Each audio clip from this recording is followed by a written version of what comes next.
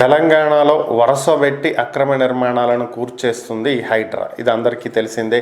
గత శనివారం సినీ నటుడు హీరో నాగార్జున కన్వెన్షన్ సెంటర్ను కూడా కూల్చివేసినటువంటి పరిస్థితి. అయితే బీజేపీ కావచ్చు, అలాగే కాంగ్రెస్ నేతలు కావచ్చు, వరుసబెట్టి అడుగుతున్నది ఏంటి అంటే, ముఖ్యంగా బీజేపీ బీఆర్ఎస్ నేతలు కాంగ్రెస్ నేతలకు సంబంధించినటువంటి ఆక్రమణలను కూడా కూల్చివేస్తారా, అలాగే ఓవైసీ కాలేజీల మీద చర్యలు తీసుకుంటారా, మల్లారెడ్డి కాలేజీల మీద చర్యలు తీసుకుంటారా, ఇవే ప్రశ్నిస్తున్నటువంటి అంశాలు. అయితే వీటికి సంబంధించి హైడ్రా అధికారి రంగనాథ్ ఆల్రెడీ సమాధానాలు ఇవ్వటం జరిగింది. ముందుగా ఎవరికి ఏదైనా సరే ఈ చెరువులను కానీ నాలాలను కానీ ఆక్రమించి కట్టారు అనేటువంటి అంశం తమ దృష్టికి వస్తే నోటీసులు కూడా ఇవ్వకుండా కూల్చి పారేస్తాము అని చెప్పి ఆయన హెచ్చరించడం జరిగింది. అలాగే ఆయన మరొక అంశం కూడా తెలియజేశారు.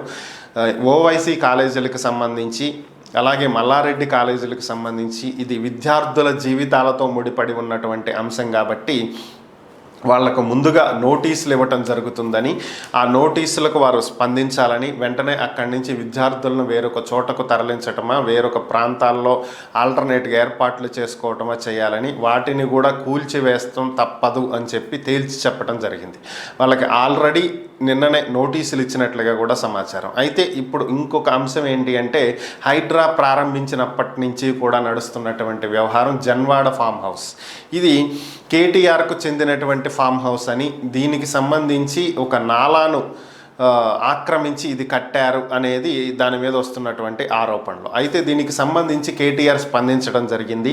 అది తన ఫామ్ హౌస్ కాదని, తన ఫ్రెండ్ దగ్గర నుంచి లీజుకి తీసుకోవటం జరిగిందని చెప్పి, ఒకవేళ ఇది నిజంగానే ఆక్రమించి కట్టింది అయితే తానే దగ్గరుండి కూలగొట్టిస్తానని కూడా ఆయన చెప్పారు. ఈ నేపథ్యంలోనే నిన్న హైడ్రాకు చెందినటువంటి అధికారులు జన్వాడ ఫామ్ హౌస్ దగ్గర కొలతలు తీసుకున్నట్లుగా సమాచారం. స్థానికంగా ఉన్నటువంటి గ్రామ సర్పంచ్ దీని నిర్మాణానికి అనుమతి ఇచ్చారు అని చెప్పి తెలిసినటువంటి నేపథ్యంలో గ్రామంలో ఉన్నటువంటి రెవెన్యూ రికార్డులను కూడా చెక్ చేస్తున్నటువంటి పరిస్థితి. ఓవరాల్గా ఈ ఫామ్ హౌస్ నిబంధనలకు విరుద్ధంగా ఏమైనా ఆక్రమించి కట్టారు అని చెప్పి తేలితే మాత్రం దీన్ని కూడా కూల్చివేయబోతున్నారు అనేది ప్రస్తుతం ఉన్నటువంటి సమాచారం.